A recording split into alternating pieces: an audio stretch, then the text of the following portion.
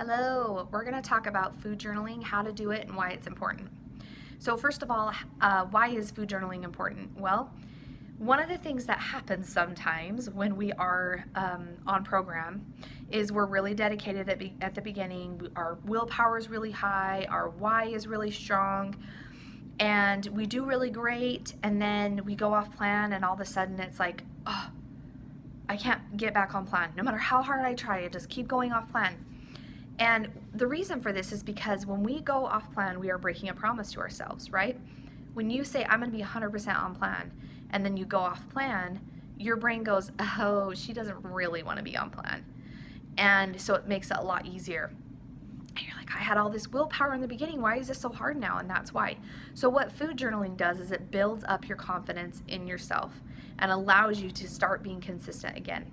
So here's how it works. Here's how you're going to do it. First of all, you're going to food journal 24 hours if possible in advance, or at least the night before. And the reason for this is because when we are planning out ahead of time, we are using the reasoning part of our brain, the cognitive part. And so we can say, okay, these things are good for me. I know I'm going to eat these things. We're not impulse thinking. And when I talk about planning out your day, I'm talking specifics. So I'm going to get up, I'm going to eat my first fueling at 7 a.m. and it's going to be a peanut butter shake, okay? Not just a shake, but exactly what kind of shake you're gonna have. And then I'm gonna have a chocolate cherry ganache bar at 10 a.m.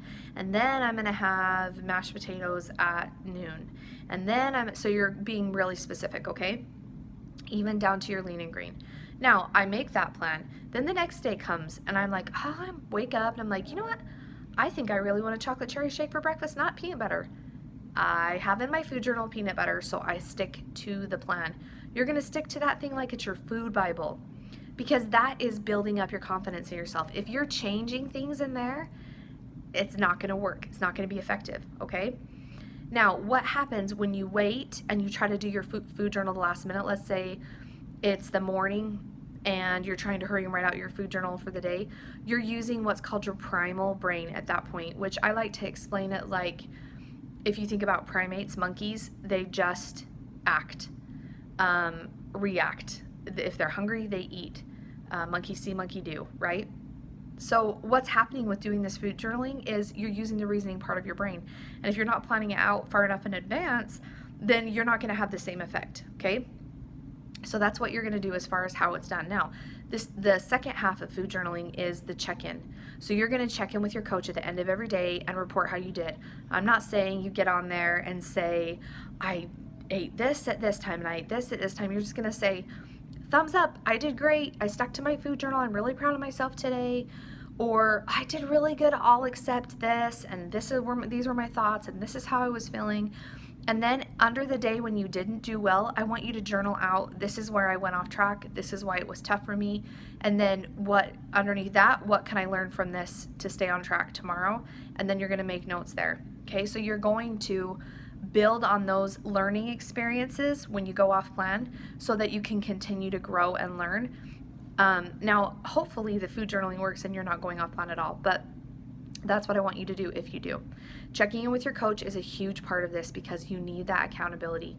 We cannot be accountable to ourselves. We're really good about talking ourselves into things and talking ourselves out of things. So that's why the coach comes into play with the food journal as well. Lastly, I just want to say was not perfect on my food journey. My journey to health. Blech, I can't even talk. I was not perfect and I struggled, and all of us have bumps that we go through in the road. Do not quit. This is not about perfection. This is about learning from these experiences and moving forward.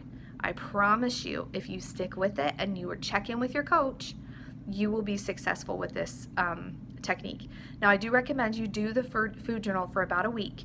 If you stop doing it and you find yourself falling off again, get back on it. You may need to food journal throughout your journey. You may only need to food journal for a week and then you're good. And then if you get off track again, you know where you need to go. But it's different for everybody. You have to just kind of gauge it as to how you're doing and how you're feeling. But this is a great technique to help you, and I hope you will use it, and I hope you will share with your coach. People who check in with their coaches lose 10 times more weight than those people who try to go it alone.